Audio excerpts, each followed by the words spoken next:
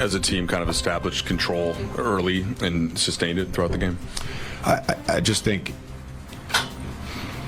it is very abnormal for a team to come back from an East Coast trip and that next game, a day after the trip, come out with more energy than the other team and play harder than the other team.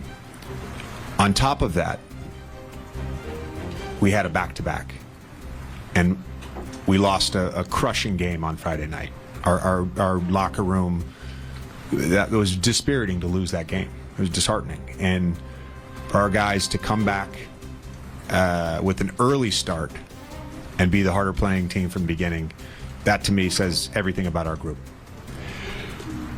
On top of that, this was such a different game than anything we played recently, and it was particularly like polar opposites of the Denver game. In terms of game plan, in terms of what we were trying to get offensively, it was just two very different games, and they were able to execute in Denver. They were able to execute tonight. Helped that Luka, Doe, Gabe, Jaxson was awesome having those guys back. But again, just the transition from one thing to the next, coming off 4 losses, our group was phenomenal. Was there a player or two that you thought symbolized that earlier, or was it really more of a group thing? No, I'll say this. I never judge a player based solely on his box score. Jordan Goodwin was incredible tonight, and he had 2 points and 4 fouls. He set the tone for us. And they're an incredibly difficult team to guard. Our guys executed what we wanted to do. They took the shots we were willing to live with. And him and Doe, everybody had turns because we read it a lot today, but him and Doe set the tone on Book and KD. And, those guys make tough shots, and we had to try something to make it hard for them, and those 2 guys set the tone. You laid out all the elements for us going into this one, and with that as the kind of setting the table, you held the Suns to 6 for 22 in the first quarter. What about your defense was working at such a high level to hold them to 20%? Yeah, I mean, it started with our physicality and just making catches tough, and then we were shifting off the right guys. I would have to ask Wiv, but our contest rate in that first quarter, because they're really good, and they were able to get us in the blender a couple times, and they were able to get open looks. Our contest rate was really high. There was one, right in front of me. I was at the scores table with Royce O'Neal that I just like that he's not making that shot. And he's on our laser board. He's a phenomenal shooter, but the contest was so good. And I think that was huge. So we had the physicality, so we were making it tough for them to generate the shots, and then when they generated the shots, we had great contests. JJ, I think a lot of times when people judge players, they tend to focus on the things that they don't do, but I'm curious, how have you guys optimized the way Jaxson is able to obviously be a vertical threat on offense, but the way he's able to also kind of fly around on defense and get involved in your switches and be part of kind of the havoc that you guys are creating there? Look, I think I said this during the win streak at some point. I think where his growth has been this year is just his cognitive load to go from one thing to the next, the mental bandwidth to do a number of different things on a possession, to be able to oscillate between coverages and reading. When they went to the fire late, or they had gone to it a bunch, but he hadn't been on the floor, and then when they went to the fire late, he got to the foul line, made himself available. Doe gets the wide open corner 3 that kind of gives us the cushion to win the game. It's just like little stuff like that where he's, the stats are going up, but it's being able to make one play after another, and really think the game that I think his biggest area of growth is. And then, playing with Luka has been awesome for him. Kind of a two. Good stuff there from Mike Trudell and Austin Reeves. This is the last 3 games, guys. He went for 28, 37, and 28.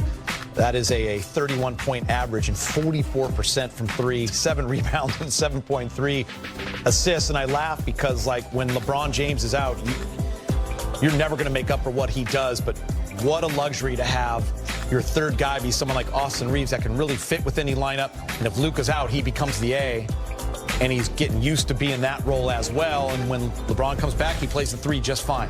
It's pretty incredible, big game. And his passing and his handles, Richard Jefferson was talking about it the entire broadcast, really have gone to another level. We have 3 A's. LeBron with his age and experience. Luka with his youth and his, legend already where he has to go. They're 2 Magic Johnsons.